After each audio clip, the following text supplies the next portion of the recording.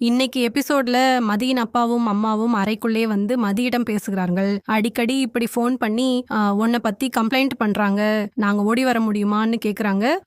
அவங்க ஃபோன் பண்ண நீங்க ஏன் வரணும்னு மதி கேக்குறாங்க. அவங்க டம்ளர் எடுத்து வைக்க சொன்னா எடுத்து வை, அட்வைஸ் சொன்னா கேட்டுக்கோன்னு அவங்க அப்பா சொல்றாரு. அதுக்கு மதி, உங்க அம்மா அப்பா சரியா வளர்க்கலேன்னு சொன்னாங்க, அதுக்கு தான் நான் அவங்க பையனை சரியா வளர்க்கலேன்னு சொல்றாங்க.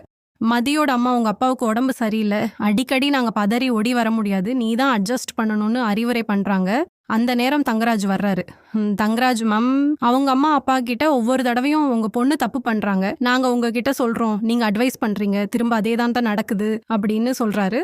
அதுக்கு மதியோட அப்பா அம்மா நாங்க இப்ப அட்வைஸ் பண்ணியிருக்கோம், அவ கேட்பான்னு சொல்றாங்க சரின்னு. அவங்கள வீட்டுக்கு கிளம்ப சொல்றாரு தங்கராஜ். அதுக்கப்புறம் மதிய கூப்பிட்டு அட்வைஸ் பண்றாரு. எல்லா விஷயத்திலயும் இப்படி இருந்தா எப்படி கொஞ்சமாவது அட்வைஸ் பண்ணி போகணும், நீ அத்தை மாமா கிட்ட மன்னிப்பு கேளுன்னு சொல்லிட்டு போறாரு. சுரேஷ் எங்க அம்மா கிட்ட மன்னிப்பு கேளுன்னு சொல்றாரு. மதி, நான் பண்ணாத தப்புக்கு எதுக்கு மன்னிப்பு கேட்கணும்னு சொல்றாங்க. சுரேஷ் இன்னும் கோவமா கேட்க முடியுமா, முடியாதான்னு கேட்குறாரு. நான் கேட்க முடியாதுன்னு சொல்றாங்க சுரேஷ். இந்த வீட்டுக்கு அடங்காதவங்க யாரும் இந்த வீட்டில் இருக்கக்கூடாது, வீட்டை விட்டு வெளியில போடின்னு சொல்றாரு. மதி கோவத்துல அவங்க வீட்டு திண்ணையில போய் உட்காராங்க. பாக்யராஜ் வந்து உள்ள வாங்கன்னு கூப்பிடுறாரு. ஆனா மதி வரல.